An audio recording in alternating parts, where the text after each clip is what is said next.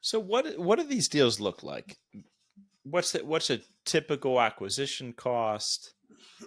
Are you Yeah. looking for them to have more land that then you could develop? You have the existing asset that's maybe paying down, the taxes and keeping the proverbial lights on, and then you're looking for like a value add in your sense is now adding more storage units Yep. onto Yep. existing infrastructure. And so now you're developing. Yep. So our the way that we like to see our approach is, where do we fit in the market, and depending on what type of investor, kind of business, it's about product market fit.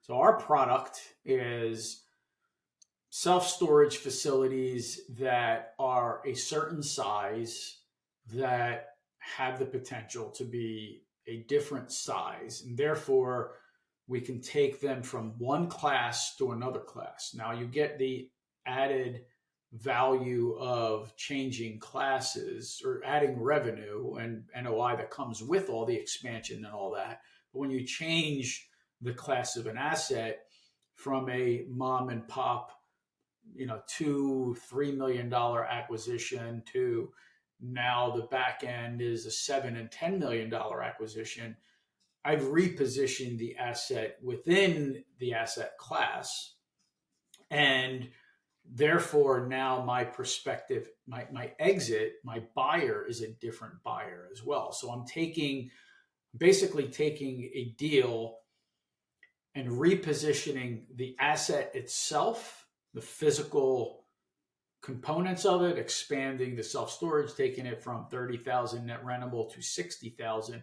But now I'm also taking the entire positioning of the economic potential of that to another class as well. So my Got it. buyer here, so I'm operating as a buyer, smaller facility.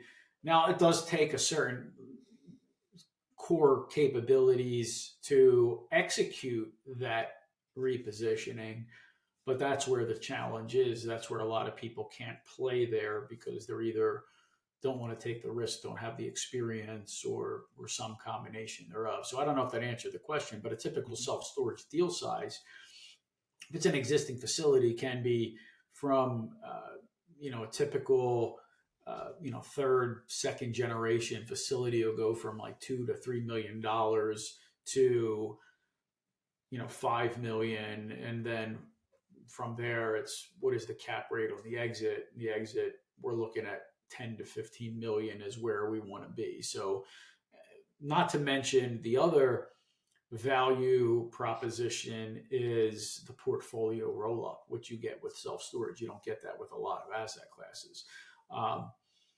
Having single flag, different company, Hearthfire self storage, we have the critical mass and the economies of scale on the back end, the operational efficiency, the single website look and feel, building the portfolio so every individual store snaps into a brand, and now I'm building out the brand as well. So